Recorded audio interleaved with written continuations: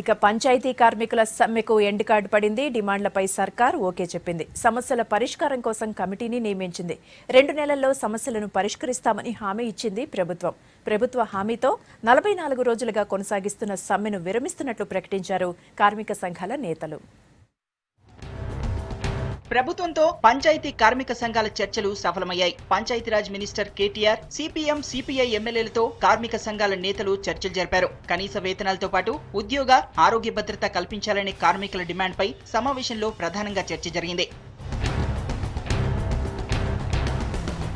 30,000 మంది కార్మికులు విధులను బహిష్కరించి 44 రోజులుగా సమ్మె చేస్తున్నారు. కార్మికుల డిమాండ్లపై ప్రభుత్వం సానుకూలంగా రియాక్ట్ అయింది. సమస్యలపై అధ్యయనం కోసం పంచాయతీరాజ్ కార్యదర్శి నేతృత్వంలో ఉన్నత స్థాయి కమిటీ నియమించింది సర్కార్. 2 నెలల్లోపు కమిటీ రిపోర్ట్ ఇవ్వాలని సూచించారు. దీని ఆధారంగా సమస్యలను సాల్వ్ చేస్తామని ప్రభుత్వం హామీ ఇచ్చింది.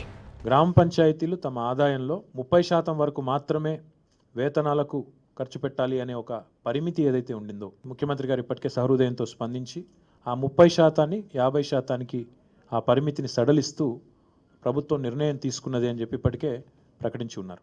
డెఫినెట్గా వారు లేవనెత్తిన అన్ని అంశాల పట్ల మాకు సానుభూతి ఉంది. కనీస వేతనాలతో పాటు ఇతర సమస్యలను పరిష్కరిస్తామని ప్రభుత్వం హామీ ఇచ్చింది. సాలరీస్ ను కార్మికుల అకౌంట్లలో వేసేలా చర్యలు చేపట్టనుంది ప్రభుత్వం. దీంతో పాటు కార్మికులకు ఐడి కార్డులను కూడా ఇవ్వనుంది. పంచాయతీ ఆదాయం నుంచి 50% నిధులను కార్మికుల వేతనాల కోసం ఇచ్చేలా పంచాయతీలకు అధికారం ఇచ్చింది. మంత్రి హామీతో సమ్మె విరమిస్తున్నట్టు కార్మిక సంఘాలు ప్రకటించాయి. ప్రభుత్వం కోరిన గడువులోపు సమస్యలను పరిష్కరించాలని కోరారు కార్మికులు. లేదంటే తిరిగి సమ్మె చేస్తామని హెచ్చరించారు.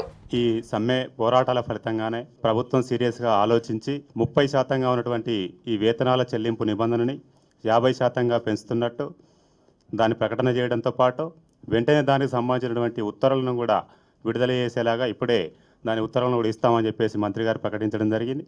దానికి వారికి ధన్యవాదాలు, కృతజ్ఞతలు తెలియజేసుకుంటా ఉన్నాం.